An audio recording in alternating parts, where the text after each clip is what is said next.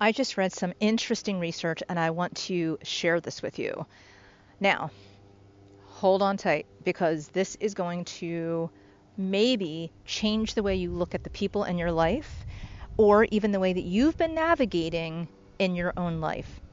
So, if you are someone who thinks little white lies are okay, or if you're around someone who you know might be doing the uh, periodic little white lie, or for instance, maybe some big lies and cheats, you have to watch your finances. Not just because they might steal, because that's the obvious, right? But let me tell you this. So, this research, the Journal of Experimental Psychology did a study, and almost 3,000 people. Some of them may have been people that traditionally lie, but some of them haven't. So they basically separated these people into different groups. And you might have been, so say you were in the study, you might be someone who never tells a lie, but you're told that there's going to be a mock interview and you are supposed to come up with some lies and some kind of cheating behaviors, maybe steal a pen, XYZ.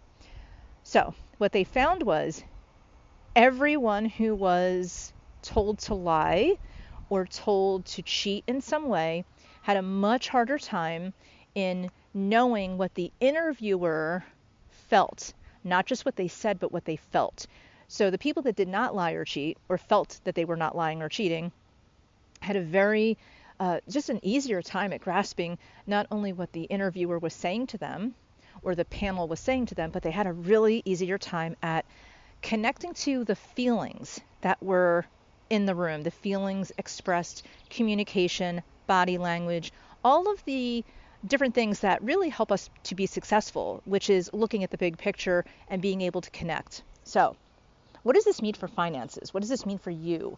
Well, number one, it means that if you're around someone who's telling little white lies, whether it's a romantic partner, your employer, or actually blatant lies, you're going to potentially be around someone who doesn't always understand you, or often does not understand you, and can't recollect what you've said or what you feel. So that means basically liars and cheaters have a hard time knowing what other people are thinking and saying. And, one hypothesis might be, well, they're so busy in their own lie, in their own self-centeredness, that they don't care enough about what other people are saying. So that's a possibility. But there's also a neuroplasticity issue of the brain of, if you're being wired for lies and wired for deceit, do you really trust anyone? Do you really put energy into someone if you feel like they're going to lie? So that could be another hypothesis. And there's a few of them.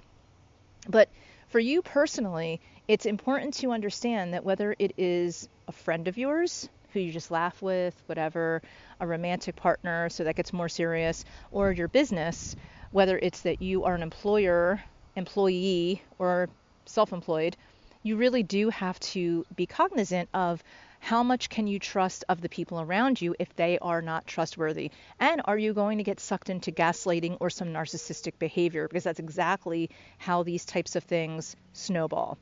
So anyway, your self-value can suffer greatly if you're around someone like this. And we all know how it feels to be around someone toxic who we know is lying and they're ignoring our needs and all of those painful experiences that come with someone who's deceitful and who just seems to not care. And the reality is on some level they don't care. And that's why they're not paying attention. And that's why they're not recollecting what you have said.